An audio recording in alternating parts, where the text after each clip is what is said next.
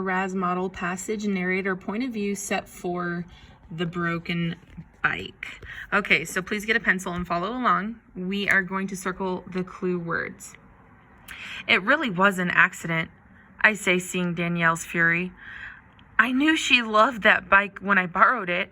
How could I know it couldn't handle the jump in Arthur's driveway? I show her the scratches on my arms and legs, hoping for pity.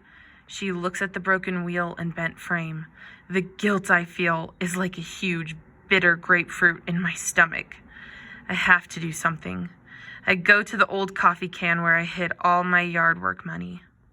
All right, so this is a story about Danielle and one other character. This other character is referred to by the word I, but I'm not sure what the character's name is. So what are the clue words to who is talking? Yeah, it's going to be the person saying I.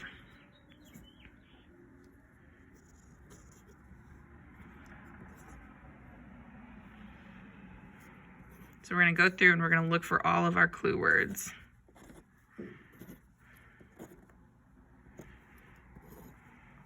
Okay.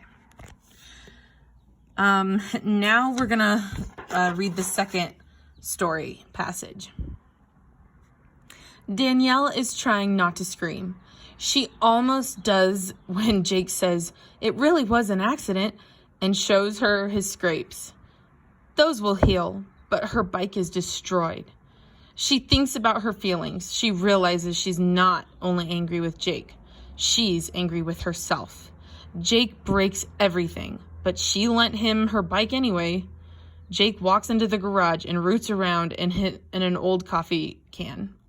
He pulls out an envelope and hands it to her. Inside is the money Jake earned doing yard work over the summer. Okay, so this is a story about Danielle and Jake, but they don't seem to be the ones telling the story. I see the words like she, her, and his in the first paragraph. So we've got to go through and circle all of the clue words that are going to tell us who is the narrator.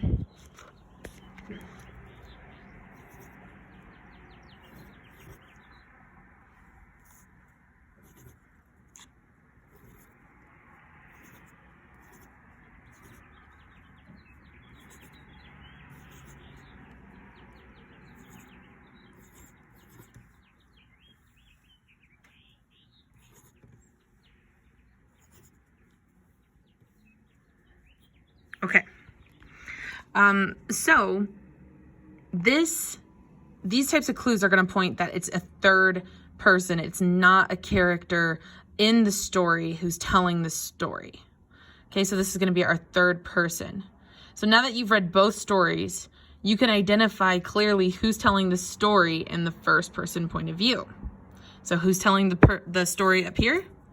Yeah, this is going to be Jake. And then down here is going to be a anonymous third person narrator. So what I want you to do now is flip it to the back, and you're going to copy what I have down. And this is really just representing what your homework is going to be in the future. It doesn't have to do with the paper that we just read together. So it's going to be asking you to write your own story in two different perspectives. So in the first person perspective, you're going to use things like I and me. And in your third person perspective story or narrative story, you're going to use things like she or her, or he or him, something like that. And then you're going to pick the events. Today I want you to just follow along and copy what I have written down, just so that you see the example. So in my story, I'm going to say, a girl named Kate begs for a cat. And on her 8th birthday, or her 8th birthday party, she gets a cat.